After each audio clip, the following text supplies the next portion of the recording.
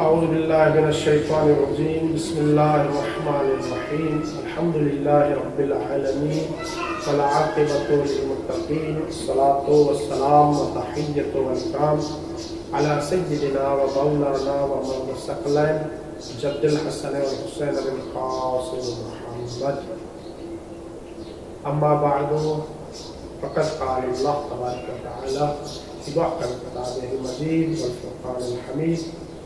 قول الحق بسم اللہ الرحمن الرحیم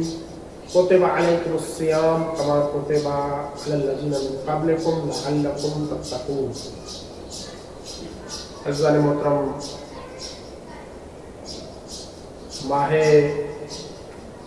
مبارک رمضان رحمتوں، برکتوں اور فضیلتوں والا مہینہ ہے۔ رمضان وہ مبارک مہینہ ہے کہ جس مہینے میں انسان کی مغفرت ہوتی ہے، جس مہینے میں انسان کے گناہ معاف ہوتے ہیں اور جس مہینے میں انسان کی دعائیں مستجاب ہوتی ہیں۔ یہ مہینہ دعاؤں کی قبولیت کا مہینہ ہے، یہ مہینہ مغفرت کا مہینہ ہے۔ اسی وجہ سے ائمہ اہل بیت علیہم السلام نے اس مبارک مہینے میں بہت سی دعائیں بیان کی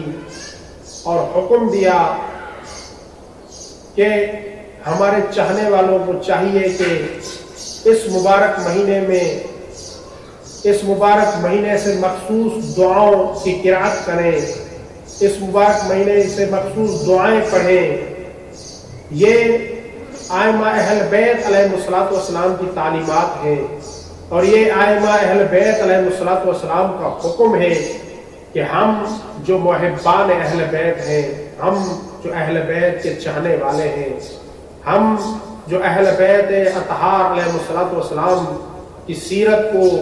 اپنا کر اپنے لیے دنیا و آخرت میں سرخرو ہونے کا سامان مہیا کر سکتے ہیں، دنیا و آخرت میں کامیاب و کامران ہو سکتے ہیں، تو ہمیں چاہیے کہ ہم اہل بیت علیہم السلام کی دعاؤں سے استفادہ کریں۔ اہل بیت علیہم السلام نے جو دعائیں بیان کی ہیں وہ دعائیں پورے سال کے ایام میں، خاص طور پہ اس مبارک مہینے ماہ رمضان میں ان دعاؤں کی قرأت کریں۔ اہل بیت علیہم السلام نے اس مبارک مہینے میں بہت سی دعائیں بیان کی ہیں، خاص طور پر اس مبارک مہینے سے مخصوص دعائیں اور اس مبارک مہینے کے ہر دن کی دعا، کیونکہ اہل بیت علیہم السلام نے کچھ ایسی دعائیں بیان کی ہیں کہ جو اس مہینے کی رات میں پڑھنی چاہیے اور کچھ ایسی دعائیں ہیں کہ جو دنوں میں پڑھنی چاہیے۔ کہ اہل بیت علیہ السلام کا ہم پر لطف و کرم ہے کہ انہوں نے ہمیں اللہ تک پہنچنے کا رستہ بتایا، طریقہ بتایا کہ جس طریقے پر چل کر ہم رب کریم تک پہنچ سکتے ہیں۔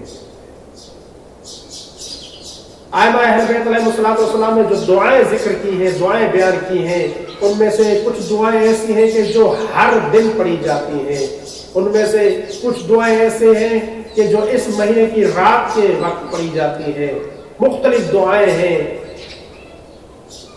ماہ رمضان کے دوسرے دن کی دعا کہ جس دعا کی بہت زیادہ فضیلت بیان ہوئی ہے، وہ دعا یہ ہے: اللہم قربنی فیہ الی مرضاتک وجنبنی فیہ من سخطک